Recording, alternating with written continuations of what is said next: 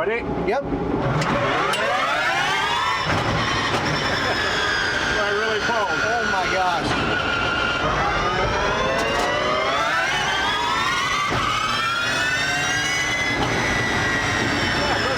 Oh my God, that's scary. It's fast. You know, horsepower cures all your problems. You don't like electric? Put another 500 horsepower in it. You'll like it.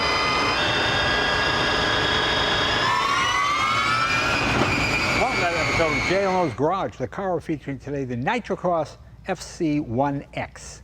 What is that? Well, we'll find out. I'm going to bring a gentleman in here. Great driver, TV presenter. He's what I would be if I had talent. This is the guy I would want to be if I had those abilities. Tanner Foust. Tanner, come on in, my friend. Good to see you, Jay. Thank Rally you. drive, and you're driving this car, correct? Yeah, this is new to me. It's new to us at Clarios and at Optima. It's a series that Travis Pastrana started. It's been going on for a while, based on Rally Cross, which has been around since 1967. Right. Now I'm going to watch the crowd go, no. It Yeah. has over 1,000 horsepower, right? Yeah, this thing's 1,000 horsepower, and it's electric. No, don't get this going. No, this is a really cool series. Tell people what it's all about. Yeah, this is essentially like Supercross for cars. You know, Supercross, big jumps. Right. This car has 14 inches of travel. It lands like a Baja truck. Like, it is absolutely amazing. And you know, with 1,000 horsepower, accelerates 0 to 60 in 1.5 seconds. Wow. It's a 3-speed, actually. It's got a transmission in it, even though it's electric. It has 4 motors. 650 kilowatt, if that means something to electric people, but it's insanely fast. It's insanely high energy, the racing, and it's a great test bed for companies like Optima, who have, you know, batteries that have to withstand rugged like conditions. Right. But from a racing standpoint, it's gladiator. I mean, it's just chaos, and you run 6 cars at a time, literally gap jumps where the biggest jump will be over another jump, and then there'll be a tunnel, so like 3-layer jumps. Tracks that only Pastrana can really design. You know, when I first heard about this, I was looking at the picture. What is it? Is it a Toyota? Is it based on a Ford Focus? But there's no production car of any kind in this. Built from the ground up, correct? Built from the ground up by a company in Europe. It's all carbon fiber. It actually, for an electric race car with this much power, it's pretty light at like 2,800 pounds, right. A little over 2,700 pounds. And you notice it's quite a big car. Right. It was actually designed with the consultation of manufacturers. Since they aren't selling that many cars, they're selling a lot of small SUVs in EVs. They wanted a car that was more SUV size. So the body of Volkswagen or Ford or Toyota could go on this. But the way that this sits, it's a spec car, so all the cars are the same.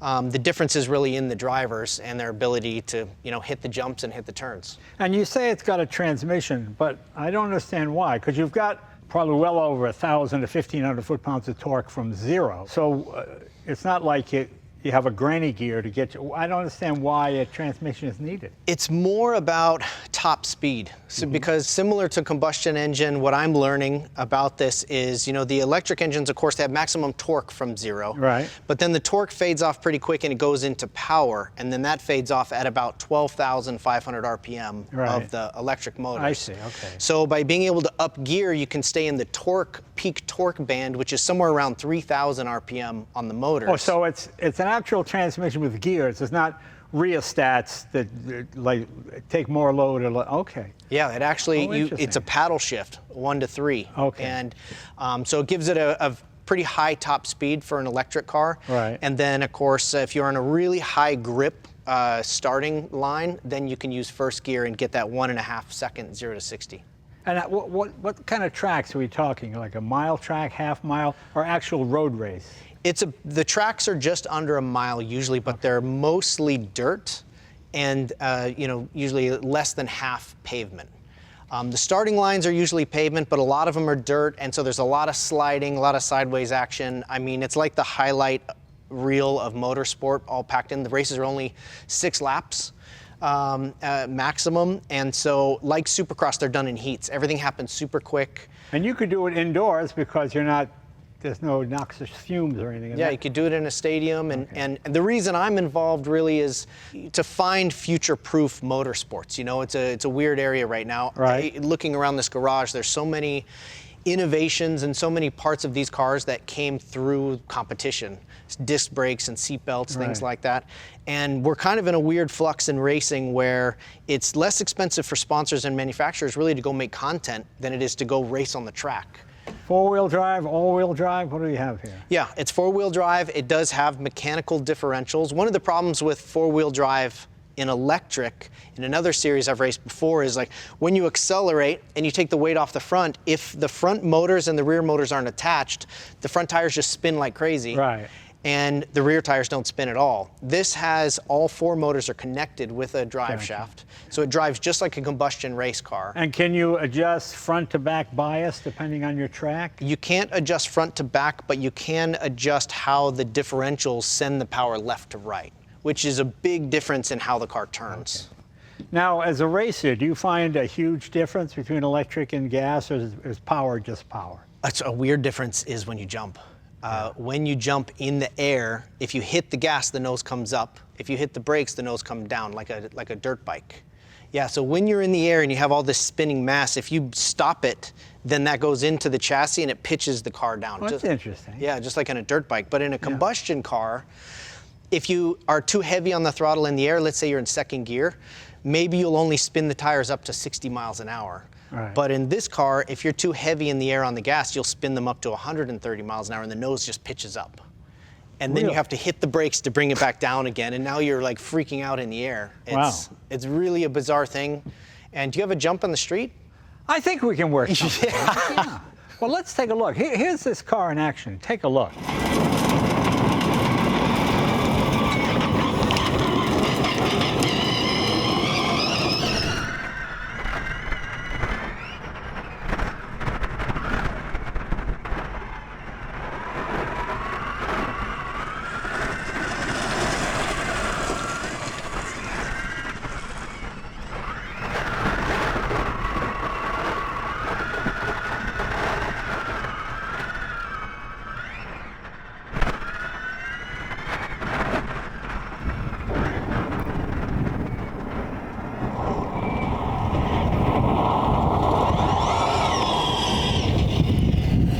Is there anything to see under the hood here? How many Optima batteries?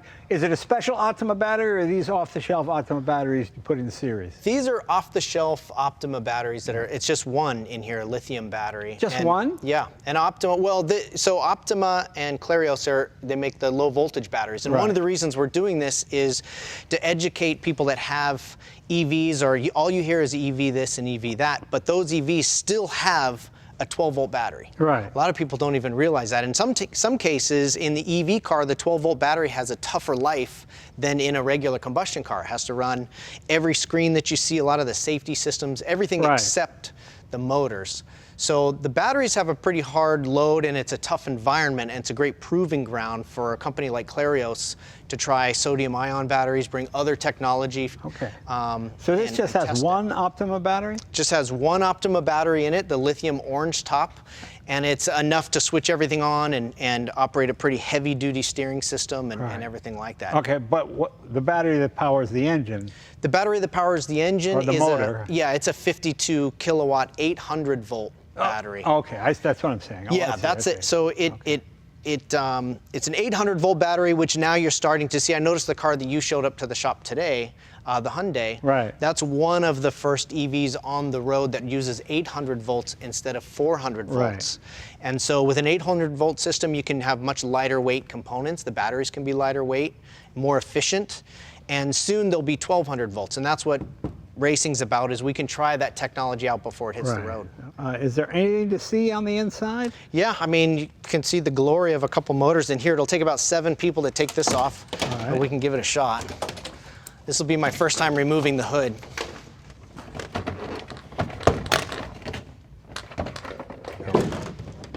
Push it forward, or what happens here?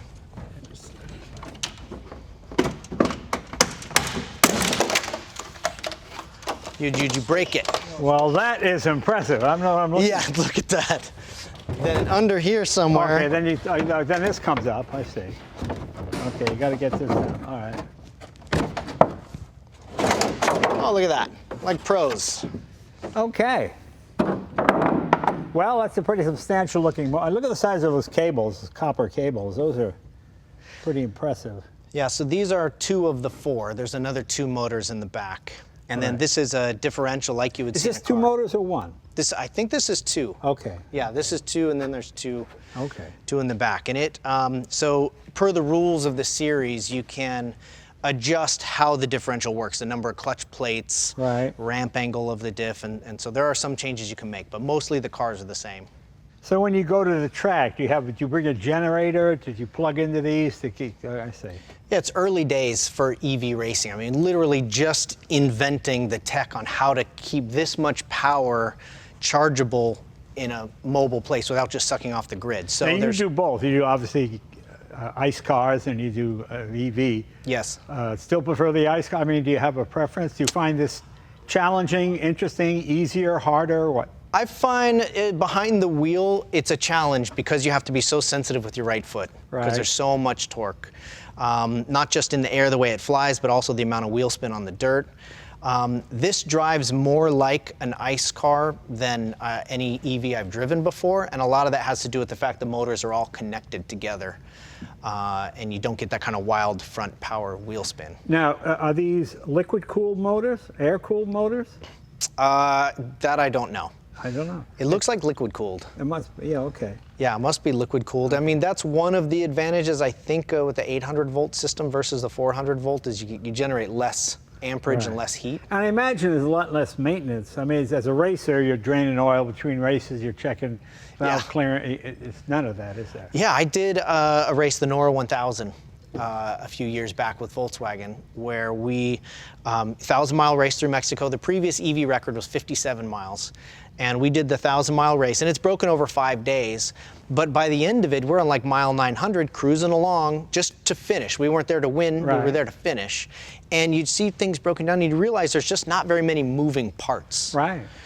There's not much that can go wrong unless you hit something. Right. And it's a good feeling. I mean, I'm always going to have a fire-breathing machine in my garage, and that's the generation that we are from.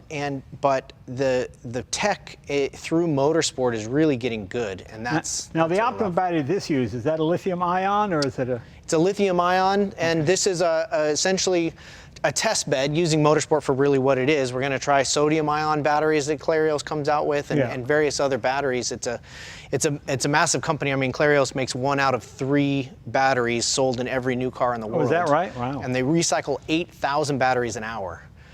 Really? Yeah, it's 100% recyclable. Yeah, because I've got some of the lithium-ion Optimas in motorcycles. Yes. And they're fascinating. There's a computer in the battery that if you don't use it for so many days or weeks, it shuts off. And then when you want to use, you press it and you go.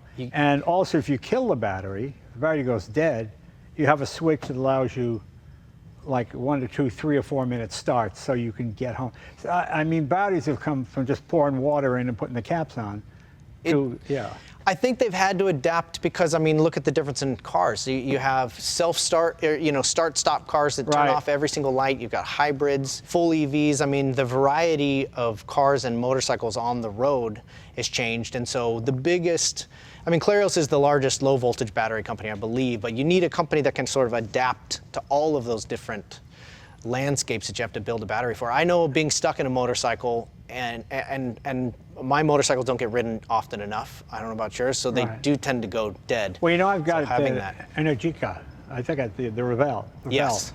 Electric motorcycle. It's 180 horsepower. I got to admit, I'm addicted to it. I get on it. I don't have to check anything ever other than tire pressure. I mean, it's quiet. I move through town. Neighbors on, they up in arms when you come home late at night. Just 180. That reminds me, that show was at Hardcastle McCormick? Yeah. You remember that where like always the coyote came and saved the day? That would be like your electric motorcycle. Oh, it's great. And I people always get mad. Why did you put another EV?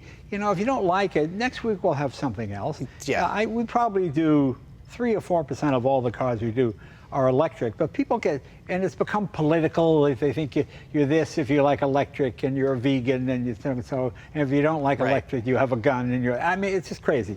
So if you don't like this, there'll be a new one next week. But to me, I find the tech fascinating, and it's just another level of racing that people get involved with.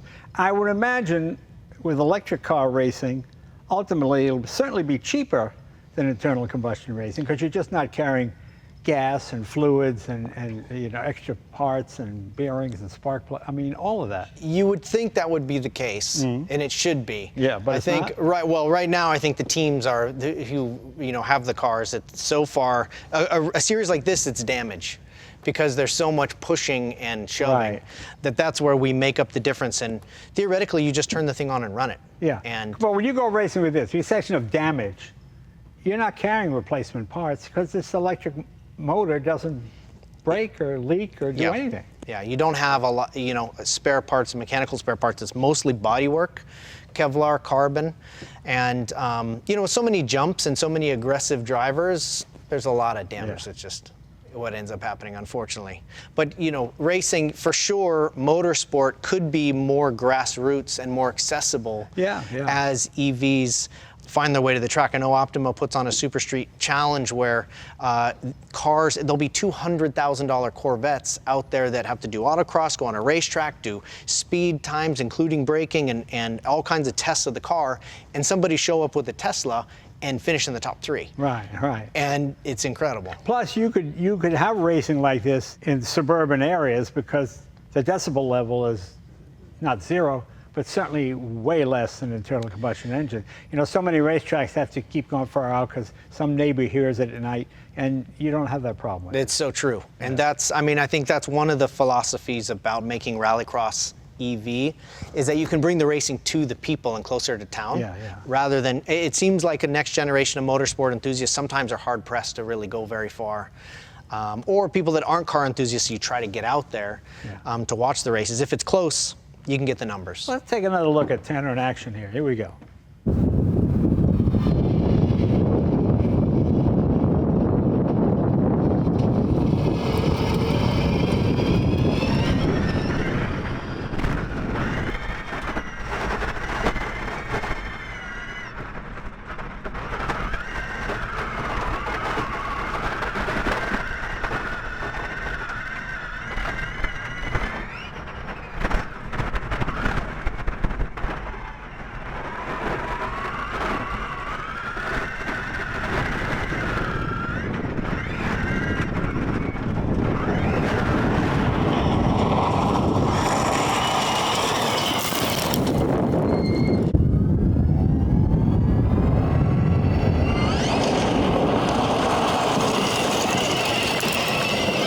So how often between races do you deplete the entire battery in one race, or how does that work?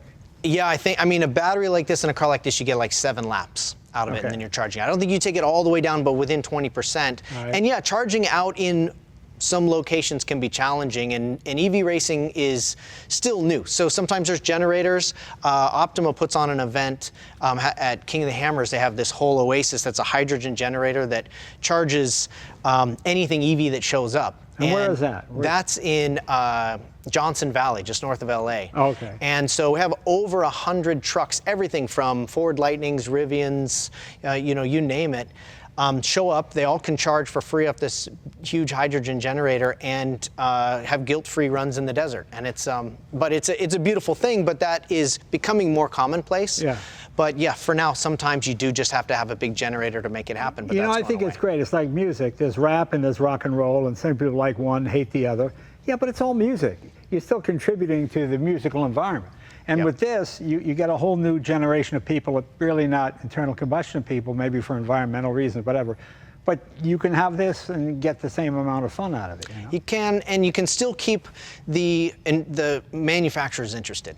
Like, we have to keep, thank goodness for Drive to Survive with Formula One, that it's kept racing alive worldwide. Yeah, that really has. Isn't that a fascinating program? Incredible injection into motorsport. But in a lot of motorsports at a lower level than Formula One, it's hard to keep the manufacturers and the big money that makes that machine go around interested in what we do. And what we do isn't just for fun, it's also innovating and pushing the limits of all the tech and our partners. So it is critical, I think, that we do stuff that the manufacturers want to see, like EV racing. Even if it's not your cup of tea, it's important for the motorsport. And I can't help but think hydrogen will begin to play a role at some point. People are so scared of hydrogen. Oh my God, it's at the Hindenburg, but that's another area. So we're 100%. kind of like we were in the 1900s. You had a third of cars were electric, a third were steam, and a third were this new internal combustion engine. And they didn't know which one was going to succeed. And we're kind of that way again now. Electric is catching up to internal combustion, and hydrogen is still in the corner, but there's going to be some more breakthroughs that we don't even anticipate. There's a racing series starting that's hydrogen now. Yeah? Yeah, called Extreme H. Right. And but yeah, I think you sort of check some of the fear boxes by showing these things rolling and crashing. Like we had an unfortunate big crash on one of these where it ended up in a lake. You know, everybody's looking at each other like, you know, who's going in there, you know, to get this thing? Right. But you know, it's all sealed and protected and safe. Well, it'll be funny years from now. Let's bring Grandpa Foust in to tell us about when I raced one of the first electric cars. That's right. I went to Jay Leno's garage. Jay Leno, I don't know who that is. Yeah, I was one of the first ones. Nobody liked TV at the time. And that guy's crazy. I will develop that accent too, just for that. Very good. Well, Tanner, thank you, Murray. Thanks for bringing this. Again, this show is all about innovation, new ideas. Some of you like, some of you don't. Stop writing me angry notes telling me not to do EV, because next week I'll have something you'll like, okay? So we appreciate that. Can we take this thing around the block, see what it does? It's it's going to upset the neighbors that you have a lot less than most of your stuff here. Yeah, but they won't be yelling at us for the noise. Let's give it a shot. Oh, all the carbon fiber. Carbon fiber. Now, I've never driven this car. You will drive it before me. All right, that seems more than fair. No? Oh, foot on the brake again, sorry.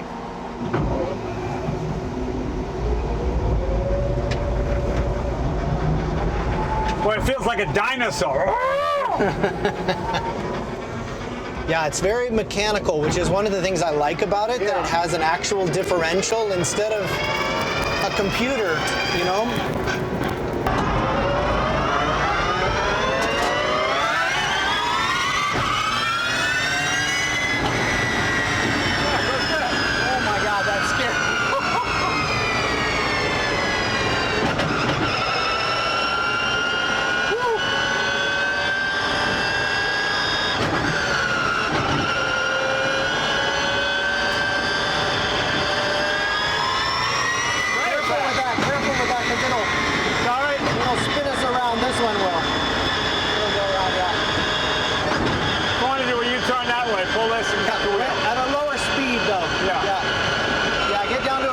Speed and then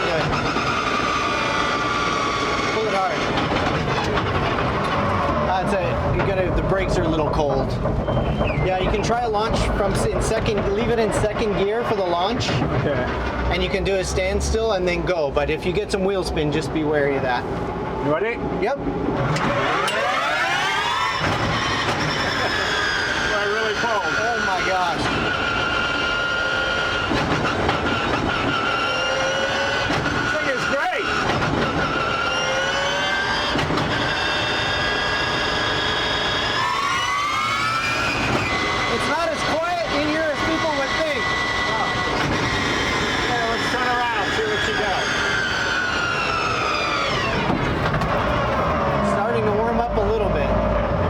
Takes a lot of heat with that brake.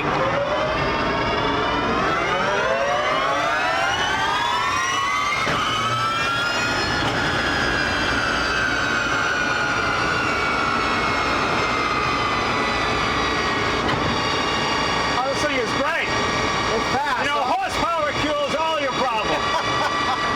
If you don't like electric, put another 500 horsepower in it. You'll like it. Actually, quite easy to drive. It's very nice. Yeah, it's good, right? It's a little noisy, but it's good. It's a little noisy, but not as noisy as a gas car with straight cut gear. So I'll go to second gear. Go back down to second gear.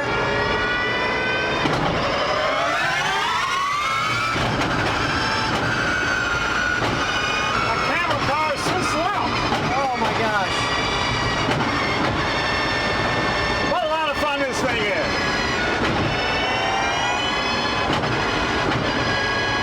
Pound for pound, electric horsepower has got to be a lot cheaper to achieve than gas horsepower, wouldn't you say? Oh yeah. To have 1,000 horsepower, you can just start up and go. Yeah. And a combustion car would be insane.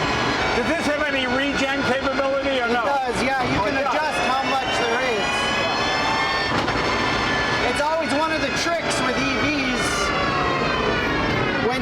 regen is blending the regen with the normal disc brakes. Right.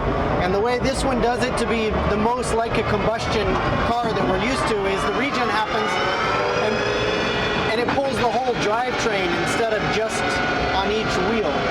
So it's just like engine braking. Someday kids will go, Grandpa, what was it like to drive a gas car? Oh, it's incredible, son. Oh. You get desensitized when you're holding the steering wheel. You know, it's much easier than I thought. It's quite good. Yeah, the acceleration It's really is brutal. the same horsepower as my Tesla Plaid. Yes. Well, Tanner, thank you. You're a pioneer. Thank you, my friend. Thank you, Jay. It's fun being in on the ground floor of this kind of stuff. I just don't know why there's so much negative feel about electric. You'll always have gas. There'll always be gas guys. Just like now there are still guys that only race flatheads, you know. No matter what you're into, there's always going to be enough people around to keep it going. And this just widens the sport. It's just another kind of racing. If you don't like it, don't watch it. But if you're like me, I like all of it. And like I say, horsepower cures a lot of problems. Tanner, once again, thank you, my friend. Thank you, Thanks Jay. for taking the time. And thanks to Optima. Thanks, you guys.